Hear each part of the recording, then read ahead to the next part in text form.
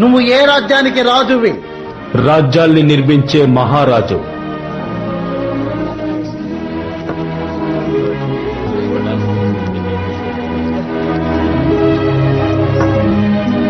ఏ బహుమతి తెచ్చావు?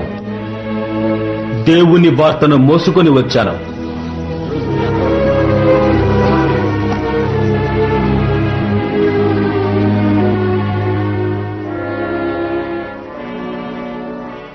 ఏ వార్తను తీసుకొచ్చావు? ఇశ్రాయేల్ దేవుని యొక్క వార్తను మోసుకొని వచ్చాను. నా ప్రజలకు విడుదలనివ్వు.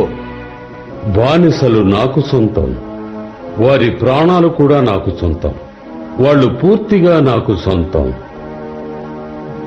నీ దేవుడెవరో నాకు తెలియదు, అందుకని క్షమించను, వెళ్ళిపో. నా ప్రజలందరినీ బానిసలుగా చేసుకోవడానికి నువ్వెవడివి? ప్రజలని చట్టంతో పరిపాలించాలి, అంతేకాని ఇంకొకరి శక్తితో కాదు. ఎవరా దేవుడు? నీ ప్రజలను నేనెందుకు విడుదల చెయ్యాలి? ఫేరన్, నా చేతికర్రను మహారాజు ఎదురుగా ఉంచు. దేవుని శక్తిని ఆయన చూడాలి.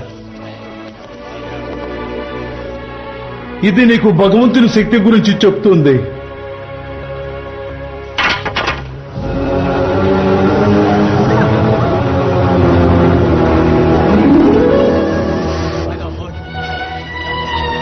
అమ్మా అమ్మా, అతను ఆ కర్రని పావుగా మార్చాడు. ఆయన వల్ల నీకు ఎలాంటి ప్రమాదం రాదు నానా.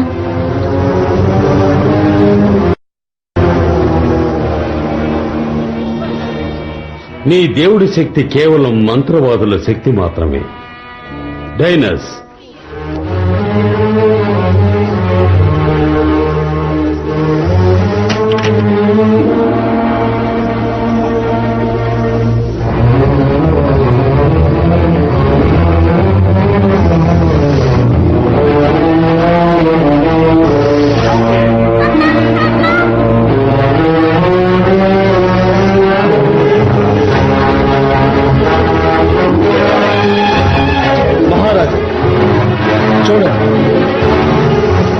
పాము మిగిలిన పాముని తినేసింది.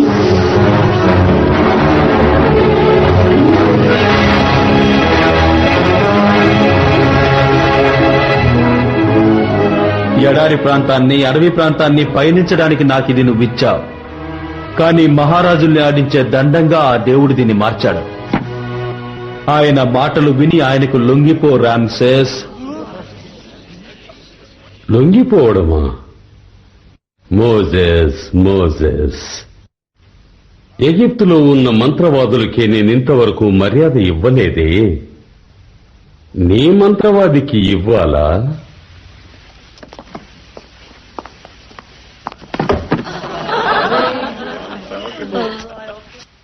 కావాలంటే నీకు అద్భుతమైనది ఒకటి ఇస్తాను. వెళ్ళి నీ ప్రజలతో చెప్పు, ఉలి లేకుండా రాళ్లను పగలగొట్టమని చెప్పు. ఎలా అది సాధ్యమవుతుంది? అతని మంత్రం సహాయపడుతుంది. లేదంటే ఆ ఉలితో ధాన్యాన్ని కొయ్యని.